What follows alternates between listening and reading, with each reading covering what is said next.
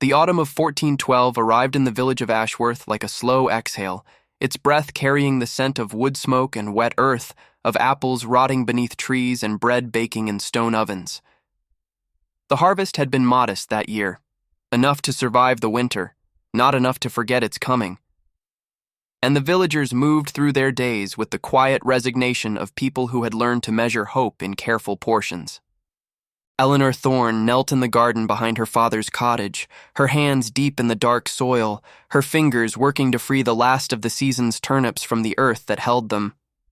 She was 20 years old, the only daughter of a blacksmith who had died of fever when she was 16, and a mother who had followed him to the grave within the fortnight, as if her heart had simply refused to beat without his. Since then, Eleanor had lived alone in the cottage at the edge of the village, supporting herself through the sale of herbs and remedies, through the mending of clothes and the teaching of letters to children whose parents could spare the coin.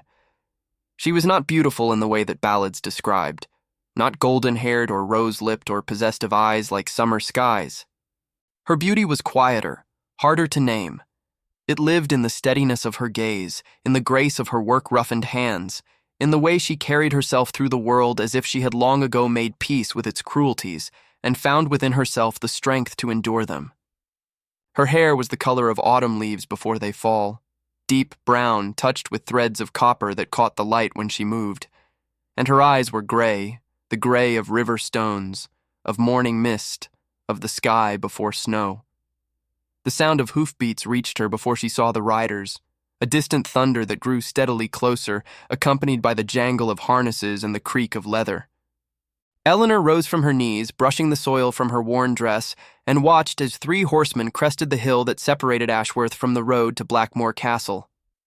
They wore the livery of Lord Blackmore, black and silver, the colors of the family that had ruled these lands for 200 years, and they rode with the careless arrogance of men who knew that no door would be closed to them, no question refused. The leader was a man Eleanor recognized, Sir Geoffrey Marsh, the castle steward, whose duties included the collection of taxes and the enforcement of the Lord's will upon the villages that owed him allegiance. He reined his horse to a halt before her cottage gate and looked down at her with eyes that held neither warmth nor cruelty, only the flat indifference of a man performing an unpleasant task. "Eleanor Thorne? I am she." He reached into the leather pouch at his belt and withdrew a rolled parchment sealed with black wax that bore the impression of a raven in flight, the sigil of House Blackmore.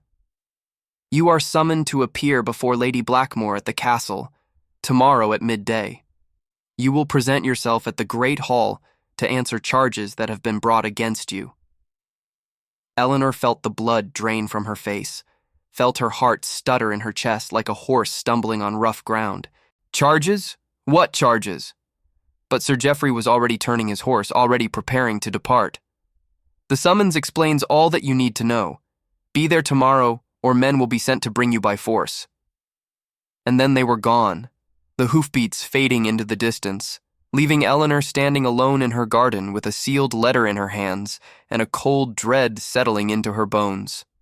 She broke the seal with trembling fingers and read the words that would change her life forever. To Eleanor Thorne, Herbwoman of Ashworth, you are hereby commanded to appear before Lady Marjorie Blackmore to answer the charge of witchcraft, brought against you by witnesses whose testimony has been duly recorded. You are accused of using dark arts to bewitch Lord Adrian Blackmore, heir to these lands, and of attempting through sorcery to raise yourself above your station. Present yourself at the castle to face judgment, or be declared guilty in absentia and subject to the full penalty of the law. The parchment fell from Eleanor's hands, drifting to the ground like a dead leaf. Witchcraft. The word echoed in her mind, hollow and terrible, carrying with it the smell of smoke and the sound of screaming that she remembered from her childhood when old Martha Grayson had been burned in the village square for the crime of knowing too much about healing. But worse than the accusation itself was the name that accompanied it. Adrian Blackmore. The young lord she had met only once, 3 months ago, when he had ridden through the village with his hunting party and his horse had thrown a shoe near her cottage. She had offered him water while the farrier worked, had spoken with him briefly in her garden, had watched him ride away without thinking anything of the encounter beyond the ordinary courtesy between a peasant and her lord. And now that single meeting had been transformed into something monstrous, into a crime punishable by death, into a weapon that someone was using to destroy her. Eleanor picked up the summons and read it again, searching for some clue, some hint of who might have brought these charges against her and why. But the parchment offered nothing but cold formality, nothing but the certainty of judgment and the promise of pain. She had until tomorrow at midday, one night to prepare, one night to decide whether to flee into the forest and live as an outlaw or to walk into the castle and face whatever waited for her there. One night to find the courage to save herself or to make peace with the knowledge that she could not.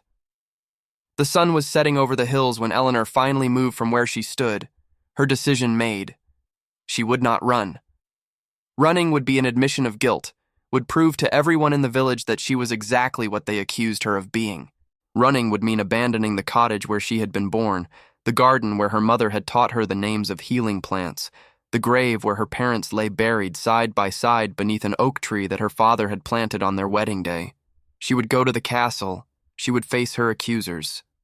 And if they condemned her anyway, if the truth meant nothing against the weight of lies and the power of those who told them, then at least she would die knowing that she had not surrendered. At least she would die standing. The village of Ashworth slept uneasily that night, and in her cottage at its edge, Eleanor Thorne did not sleep at all. She sat by her fire until the flames burned down to embers, and she watched the shadows move across the walls, and she thought about the young lord with the kind eyes who had thanked her for the water and ridden away into a future that she could never have imagined would intersect with her own. And somewhere in the darkness of Blackmore Castle, that same young lord lay awake in his chambers, staring at the canopy above his bed, his hands clenched into fists at his sides. He had heard what his mother planned. He had heard the charges that had been invented, the witnesses that had been bribed, the trap that had been set for a girl whose only crime was existing in a moment when he had been careless enough to let his interest show. He had one night to find a way to save her, one night to decide what kind of man he was going to be. The morning came gray and cold, with clouds piled thick above the hills and a wind that carried the promise of rain. Eleanor rose before dawn and dressed in her best clothes, a dress of dark blue wool that had belonged to her mother, mended carefully at the seams, but still bearing the quality of its original making. She braided her hair and pinned it beneath a simple linen cap, and she walked out of her cottage without looking back, because she knew that if she looked back, she might not have the strength to keep walking forward. The road to Blackmore Castle wound through fields stripped bare by the harvest, past orchards where the last apples clung to branches like drops of blood against the gray sky. Eleanor walked alone, her footsteps steady on the packed earth, her eyes fixed on the distant towers that rose above the trees like fingers of stone pointing toward heaven. She passed other travelers on the road, farmers bringing goods to market, merchants with their laden carts, a friar walking barefoot toward some destination known only to himself. And each of them looked at her with curiosity or indifference, or the quick aversion of people who had heard rumors and did not want to be associated with their subject. The castle grew larger as she approached, its walls rising from the earth like a cliff face, its gates standing open to admit the steady stream of petitioners and servants and men-at-arms who moved through its courtyards on the business of the day. Eleanor had never been inside those walls before, had never had reason to enter the domain of lords and ladies who existed so far above her station that they might as well have inhabited another world entirely. Now she walked through those gates with her head held high and her heart beating against her ribs like a bird trying to escape a cage. The great hall of Blackmore Castle was a cavern of stone and shadow, its high ceiling lost in darkness, its walls hung with tapestries that depicted scenes of battle and hunting and the glorious deeds of generations past.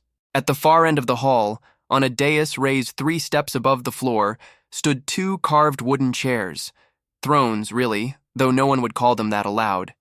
And in the larger of the 2 chairs sat Lady Marjorie Blackmore, the widow who had ruled these lands since her husband's death 5 years ago.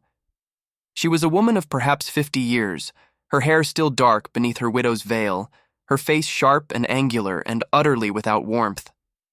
She had been beautiful once, the old stories said, beautiful enough to catch the eye of a lord who could have married anyone, but whatever softness she had possessed in youth had long since hardened into something cold and calculating. She ruled Blackmore with an iron hand, and it was whispered that she loved nothing in the world except her own power and the son who would one day inherit it. That son stood at her right hand now. Adrian Blackmore, 25 years old, tall and dark-haired, and possessed of the kind of face that artists might have used as a model for saints or sinners, depending on their inclination. He wore black as befitted his station, his clothing simple but exquisitely made, and his expression as Eleanor entered the hall was carefully blank, revealing nothing of what he thought or felt. But his eyes followed her across the flagstones with an intensity that seemed to burn through the distance between them. The hall was crowded with witnesses, nobles from neighboring estates, merchants from the town, servants and soldiers and priests who had gathered to watch the spectacle that Lady Blackmore had arranged. They parted to let Eleanor pass, forming a corridor of hostile faces through which she walked alone, her footsteps echoing in the silence that had fallen over the assembly. She stopped at the foot of the dais and curtsied, as custom demanded, her eyes lowered to the stone floor. Eleanor Thorne. Lady Blackmore's voice was cold and clear, carrying easily through the vast space of the hall. You stand accused of the crime of witchcraft. You are charged with using dark arts to bewitch my son, to cloud his mind with unnatural desire, to attempt through sorcery to raise yourself from your low estate to a position far above your birth. How do you plead? Eleanor raised her head and met the lady's eyes without flinching. I am innocent, my lady. I have used no dark arts. I have bewitched no one. I am nothing more than what I appear to be, a simple woman who tends herbs and mends clothes and teaches children their letters. A murmur ran through the crowd, surprise perhaps at her composure or skepticism at her denial. Lady Blackmore's lips curved in something that was not quite a smile. Witnesses have testified otherwise. They have seen you gathering strange plants beneath the full moon. They have heard you speaking words in languages unknown to Christian folk. They have watched you look upon my son with eyes full of unseemly desire. Then your witnesses have lied, my lady. The words fell into the silence like stones dropped into still water. The murmur that followed them was louder, more shocked, tinged with the dangerous excitement of a crowd sensing blood. Lady Blackmore's expression did not change, but something flickered in her eyes. Something that might have been anger or might have been satisfaction at having provoked the response she wanted. You dare to call the testimony of your betters false? I dare to speak the truth, my lady. I have nothing else. Check if you are already subscribed to this channel.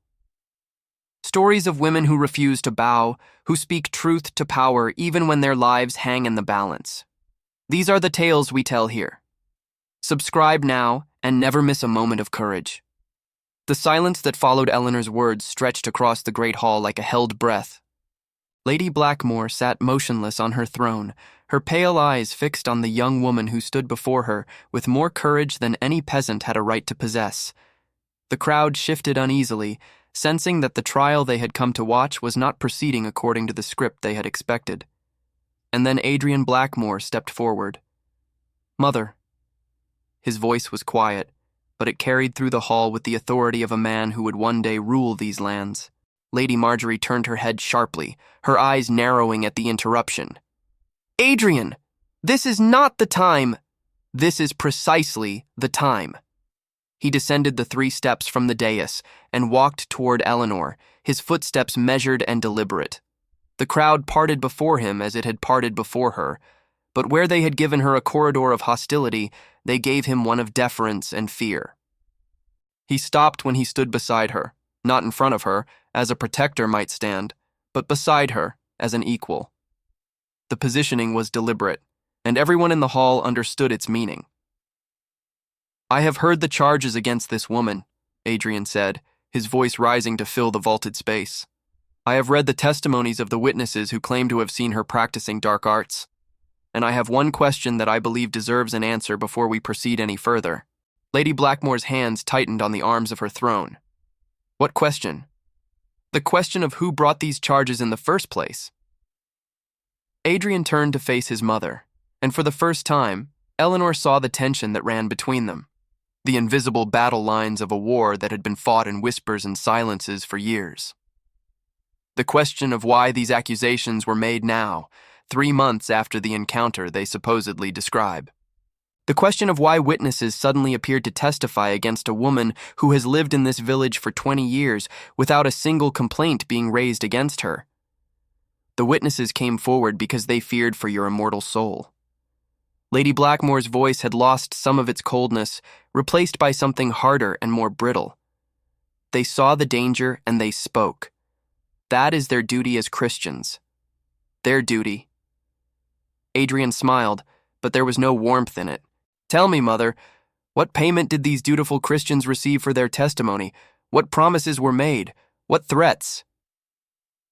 A gasp rippled through the crowd. No one spoke to Lady Blackmore in such a manner, no one except apparently her own son. You forget yourself, Adrian. No. For the first time in my life, I remember myself. He turned back to the assembly, his voice rising with conviction. I met Eleanor Thorne once, in the village of Ashworth. My horse had thrown a shoe, and she offered me water while I waited for the farrier. We spoke for perhaps a quarter of an hour. She was courteous, intelligent, and wholly unremarkable in every way except one. She looked at me as a person, not as a lord. She spoke to me as an equal, not as a superior, and that, I now understand, was her crime. Eleanor felt the tears prickling at the backs of her eyes, but she refused to let them fall. She stood straight and still beside the young lord who had, against all reason and expectation, chosen to defend her. Someone saw us speaking, Adrian continued. Someone reported to my mother that I had shown interest in a village girl, that I had lingered too long by her garden gate, that I had smiled when I should have maintained the cold dignity of my station, and my mother, who has spent my entire life ensuring that I marry according to her wishes and not my own, decided that this threat must be eliminated. That is enough. Lady Marjorie rose from her throne, her face white with fury. You will not speak to me this way in my own hall. It is not your hall, Mother. It is mine. It has been mine since Father died, though you have done everything in your power to make me forget it. Adrian's voice was calm, almost gentle, but beneath the gentleness lay steel. I have allowed you to rule in my name, because I believed you had the best interests of our family at heart. I see now that I was wrong. Your only interest is power. The power to control these lands, to control the people who live on them, and most of all, to control me. He turned to face the crowd one final time, his hand reaching out to take Eleanor's without asking permission. She felt his fingers close around hers, warm, strong, steady, and something shifted in her chest, something that felt like hope. Eleanor Thorne is innocent, Adrian declared. There are no witnesses to her supposed witchcraft except those who were paid or threatened into lying. There is no evidence of dark arts except the imagination of those who wish to see them, and there is no crime except the crime of being a woman of intelligence and dignity in a world that fears both qualities in those it considers beneath it. He raised Eleanor's hand, still clasped in his own, and the gesture was unmistakable. I stake my honor on her innocence. I stake my name and my position and everything that I am. If she is guilty, then let me share her punishment. If she is innocent, as I know her to be, then let her walk free from this hall, and let those who accused her face the justice they sought to deny her. The silence that followed was absolute. Lady Marjorie stood frozen on the dais, her face a mask of barely controlled rage. The crowd watched with held breath, sensing that they had witnessed something unprecedented.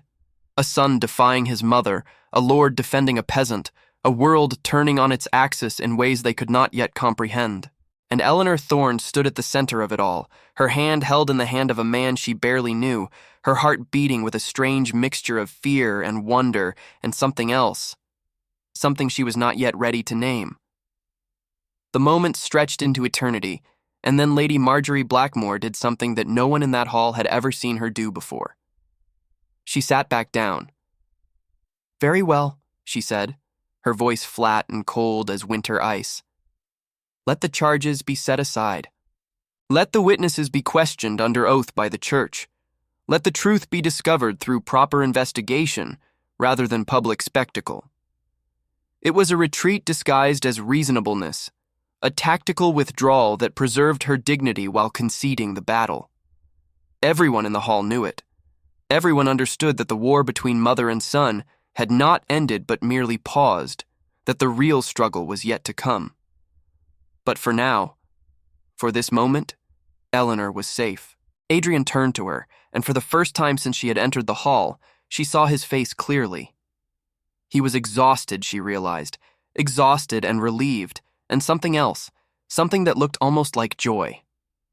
"I apologize," he said quietly, for her ears alone. "For what my mother has done, for the fear she has caused you, for every moment of suffering that you have endured because of me."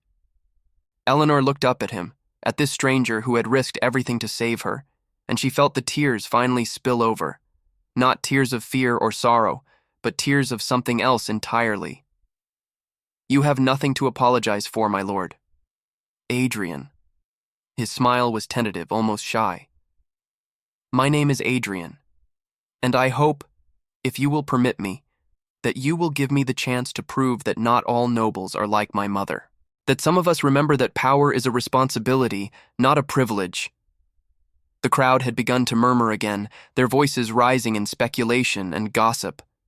Lady Marjorie had left the hall through a door behind the dais, her ladies-in-waiting trailing after her like shadows. The witnesses who had testified against Eleanor were being quietly escorted away by men-at-arms, their faces pale with the sudden realization that their lies might have consequences. But Eleanor noticed none of it. She was aware only of the man before her, of the warmth of his hand still holding hers, of the strange and impossible hope that was beginning to bloom in her chest like a flower pushing through frozen earth. "I would like that," she said softly. "I would like that very much." The days that followed the trial were strange and dreamlike, filled with a quality of unreality that made Eleanor feel as if she had wandered into someone else's story and could not find her way back to her own. She returned to her cottage in Ashworth, but the village that had been her home for 20 years now felt different. The familiar faces watched her with new eyes, some curious, some resentful, some touched with a reluctant respect that had not been there before. Adrian came to see her on the third day. He arrived without ceremony, without the retinue of servants and guards that typically accompanied a lord of his station. He rode alone through the village on a gray horse, his clothing simple, his manner quiet, and he tied his mount to the fence post outside her garden gate as if he had done it 100 times before. Eleanor was kneeling among her herbs when he appeared. Rosemary and thyme, sage and lavender, the plants that had sustained her through the years of solitude and struggle. She rose when she saw him, brushing the soil from her hands, and for a long moment they simply looked at each other across the low stone wall that separated her garden from the road. "You came," she said finally. "I said I would." He opened the gate and stepped through, closing it carefully behind him. "I wanted to see how you were, after everything that happened." "I am well." She gestured toward the cottage door. "Will you come inside? I have little to offer, but I can make tea." He followed her into the small, clean space that had been her world for so long, the hearth where her mother had taught her to cook, the table where her father had sat in the evenings reading by candlelight, the narrow bed where she had lain awake on countless nights wondering what her life might become. He looked around with eyes that held no judgment, only interest, and when he sat in the chair she offered him, he did so with the ease of a man who had learned that comfort could be found in simple places. They talked for hours that first day, about her parents, about his father, about the lives they had lived before fate had thrown them together in so unlikely a fashion. Eleanor learned that Adrian had spent 3 years studying at Oxford before his father's death had called him home, that he loved poetry and philosophy and the works of ancient scholars, that he dreamed of a world where knowledge was not hoarded by the wealthy, but shared freely with all who sought it. And Adrian learned that Eleanor could read and write in 3 languages, that her father had taught her mathematics and history alongside the herbs and remedies that had become her trade, that she harbored ambitions that extended far beyond the boundaries of her small village. He came again the next day, and the day after that, and the day after that. Each visit lasted longer than the one before, and each conversation delved deeper into the territories of the heart that neither of them had ever explored with another soul. The village watched and whispered, but Eleanor found that she no longer cared what they said. For the first time in her life, she had found someone who saw her, truly saw her, and the recognition was more precious than any reputation. It was on the 7th day that Adrian spoke the words that changed everything. They were walking together through the forest that bordered the village, following a path that Eleanor had walked since childhood. The autumn leaves crunched beneath their feet, and the air was sharp with the scent of pine and approaching winter. Adrian stopped beside a stream that cut through the woods, its waters dark and cold and moving with the steady patience of something that had flowed through this place for 1,000 years. "My mother has not given up," he said quietly. "She is gathering allies among the other noble families, building support for a petition to have you banished from the region. She believes that if she cannot destroy you directly, she can at least remove you from my reach." Eleanor felt the familiar cold of fear touch her heart, but it was distant now, muted by something stronger. "What will you do?" Adrian turned to face her, and in his eyes she saw something that took her breath away. Not desire, though that was there too, but something deeper and more enduring. She saw certainty. "I will marry you," he said simply, "if you will have me." The words hung in the air between them, impossible and inevitable all at once. Eleanor stared at him, searching for some sign that he was joking or testing her, or playing some cruel game that she did not understand. "You cannot," she whispered. "I am no one. I have nothing. Your mother would never—" "My mother has ruled my life for 25 years. Adrian took her hands in his, and his grip was warm and steady. "She chose my tutors, my friends, my clothes, my schedule. She has tried to choose my wife, parading an endless procession of noble daughters before me as if marriage were a transaction rather than a union of souls. And I have let her because I did not know what else to do, because I believed that duty required the sacrifice of happiness." He lifted her hands to his lips and kissed them gently, reverently, as if they were precious beyond measure. "But then I met you," he continued, "and I understood for the first time what it meant to choose for myself. You showed me that courage is not the absence of fear, but the decision to act despite it. You showed me that dignity cannot be granted by birth, but must be earned through character. You showed me that love, true love, is not a weakness to be exploited, but a strength to be honored." Eleanor felt the tears streaming down her face, but she did not look away. She could not look away. "I am asking you to marry me," Adrian said, "not because it is practical or advantageous or wise. I am asking you because I cannot imagine a future worth living that does not have you in it. I am asking you because you are the most remarkable person I have ever known, and I would rather face my mother's wrath with you beside me than live in peace without you." The forest was silent around them, as if even the birds and the wind had paused to witness this moment. Eleanor looked at the man before her, this stranger who had become something far more than a stranger, this lord who knelt before her as if she were the one wearing a crown. And she felt the last of her doubts dissolve like morning mist beneath the rising sun. "Yes," she said, and her voice was steady now, clear as the stream that flowed beside them. "Yes, I will marry you. If this moment moved your heart, leave a comment saying, 'True love knows no station.' Let me know you felt this so I can see who truly believes in love that defies all boundaries." The announcement of Adrian's engagement to Eleanor Thorne struck Blackmore Castle like a thunderbolt from a cloudless sky. Lady Marjorie received the news in her private chambers, and the servants who attended her that day would later whisper of the rage that transformed her face, the white fury that burned in her eyes, the trembling of her hands as she crushed the letter her son had sent her. She summoned him that same evening, commanding his presence in the great hall where, just weeks before, she had tried to condemn the woman he now intended to make his wife. Adrian came alone, as he had ridden alone to Eleanor's cottage, and he stood before his mother without bowing, without the deference that custom demanded. "You cannot do this," Lady Marjorie said, her voice low and dangerous. "I forbid it." "You have no authority to forbid me anything, Mother." Adrian's tone was calm, almost gentle, but there was iron beneath the gentleness. "I am Lord of Blackmore. I have been Lord of Blackmoor since father died. The only reason you have continued to rule is because I permitted it, and that permission is hereby withdrawn."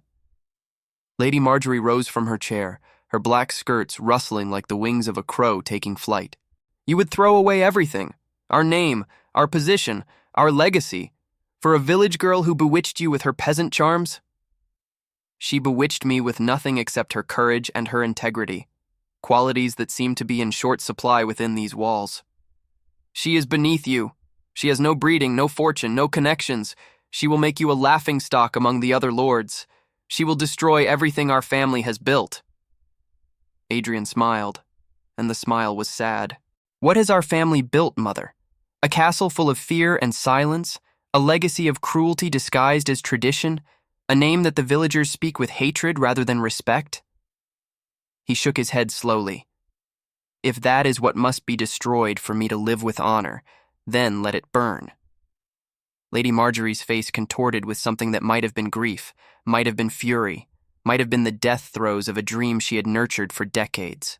"If you do this, if you marry that woman, you will do it without me. I will leave this castle. I will go to my sister in the south and never return. That is your choice to make." The words fell between them like a blade severing a rope. Lady Marjorie stared at her son, waiting for him to relent, to apologize, to retreat as he had always retreated before. But Adrian simply stood there, calm and resolute, and in his eyes she saw something she had never seen before. She saw a man who no longer needed her approval to know his own worth. Without another word, Lady Marjorie swept from the hall, her attendants scrambling to follow. The doors slammed behind her, and the sound echoed through the empty space like the closing of a chapter, the ending of an era. Adrian stood alone in the great hall of his ancestors, surrounded by the tapestries and the torches and the weight of generations of expectation. And for the first time in his life, he felt free. The marriage of Adrian Blackmoor and Eleanor Thorne took place on the first day of December, when the world lay white beneath a blanket of fresh snow and the air sparkled with the clarity of winter light. The ceremony was held not in the great cathedral where Blackmoors had wed for generations, but in the small stone church of Ashworth Village, where Eleanor's parents had married 30 years before, and where their bodies now rested beneath the frozen earth. The church was filled to overflowing, not with nobles and dignitaries, but with the villagers who had watched Eleanor grow from a child into a woman, who had bought her herbs and worn the clothes she mended and sent their children to learn letters at her kitchen table. They came in their best clothes, worn and patched but clean, and they watched with wonder as one of their own walked down the aisle to become the Lady of Blackmoor. Eleanor wore a dress of deep blue velvet, the color of the sky at twilight, the color of the dress her mother had worn on her own wedding day, now remade and embellished with silver thread that caught the light of the candles like scattered stars. Her hair was unbound, falling in waves of copper and brown over her shoulders, and in her hands she carried a bouquet of winter roses, their white petals touched with the faintest blush of pink. Adrian waited for her at the altar, dressed in the black and silver of his house, but wearing also, pinned to his breast, a sprig of rosemary from Eleanor's garden. Rosemary for remembrance, for the memories they would build together, for the life they had chosen against all odds. The priest spoke the ancient words, and Eleanor and Adrian made their vows, not the formal recitations of noble marriages, but promises they had written themselves, promises that spoke of partnership and respect, of love that would grow rather than diminish, of a future built on truth rather than tradition. When the ceremony ended and Adrian kissed his bride for the first time as her husband, a cheer rose from the assembled villagers that shook the snow from the church rafters. And somewhere in the south, in a cold stone manor far from the lands where she had once ruled, Lady Marjorie Blackmoor sat alone in her chambers and heard nothing but silence. Spring came early to Blackmoor that year, as if the land itself was eager to celebrate the changes that had swept through the great castle on the hill. The snows melted into rushing streams, the orchards burst into clouds of white and pink blossoms, and the fields that had lain dormant through the winter began to stir with the promise of new growth. Eleanor walked through the castle gardens on a morning in late March, her hand resting on the gentle swell of her belly where new life had taken root. She was no longer the frightened girl who had stood in the great hall waiting to be condemned. She was the Lady of Blackmoor, beloved by her husband and respected by the people whose lives she had dedicated herself to improving. In the 6 months since her marriage, she had transformed the castle in ways both visible and invisible. She had opened the great library to any villager who wished to learn to read, hiring tutors with her own household funds to teach children and adults alike. She had established a hospice for the sick and elderly, staffed by healers she had trained herself in the arts of medicine her mother had taught her. She had persuaded Adrian to reduce the taxes on the poorest families, to invest in roads and bridges and wells that would benefit everyone who lived on Blackmoor lands. And slowly, grudgingly, the other nobles who had scorned her common birth had begun to see what Adrian had seen from the beginning. That true nobility was not a matter of blood, but of character, not a birthright, but a choice. She found Adrian in the small study he had made his own, surrounded by books and papers, his dark hair falling across his forehead as he bent over a letter he was writing. He looked up when she entered, and his face transformed with the smile that still had the power to make her heart skip. "There you are." He rose and crossed to her, taking her hands and drawing her close. "I was just writing to the Archbishop, asking him to send additional priests to help with the new school. We will need at least 3 more by autumn." "The school?" Eleanor shook her head in wonder. "I still cannot quite believe it is real." "It is real, because you made it real." Adrian lifted her hand to his lips. "Everything good that has happened here, every change, every improvement, every life that has been made better, it all began with you." "It began with you," she corrected gently. "With your courage in the great hall, when you stood beside me and declared my innocence to the world. I only spoke the truth. The truth is rarely spoken in halls of power. That is why it matters so much when it is." They stood together in the morning light, husband and wife, lord and lady, 2 people who had found in each other something that neither had dared to hope for. Not just love, but partnership. Not just passion, but purpose. The castle that had once been a place of fear and silence had become a place of light and learning. The name of Blackmoor, which had once been spoken with resentment, was now spoken with gratitude. And the village girl who had been summoned to be shamed had become something that no one could have predicted. She had become untouchable, not because of her husband's power or her new title, but because she had proven, through courage and compassion and unwavering integrity, that true worth cannot be diminished by those who fear it. Eleanor looked out the window at the gardens below, at the villagers who walked freely through grounds that had once been forbidden to them, at the children who played on the lawns where only nobles had been permitted to tread, and she felt, for the first time in her life, that she was exactly where she was meant to be. "What are you thinking?" Adrian asked softly. Eleanor turned to face him, and her smile held all the warmth of the spring that was blooming around them. "I am thinking," she said, "that sometimes the darkest summons leads to the brightest dawn, and that love, true love, is worth every risk, every fear, every moment of doubt that precedes it." Adrian drew her into his arms, and she rested her head against his chest, listening to the steady rhythm of his heart. Outside, the world continued to turn. The seasons would change, the years would pass, challenges would come and be overcome. But in this moment, in this place, there was only peace. The hard-won peace of 2 souls who had found each other against all odds and chosen, together, to build something beautiful from the ashes of everything that had tried to tear them apart. And in the village of Ashworth, where Eleanor Thorne had once been just another orphan girl struggling to survive, the people still told the story of how one of their own had walked into the castle expecting shame and walked out carrying the heart of a lord.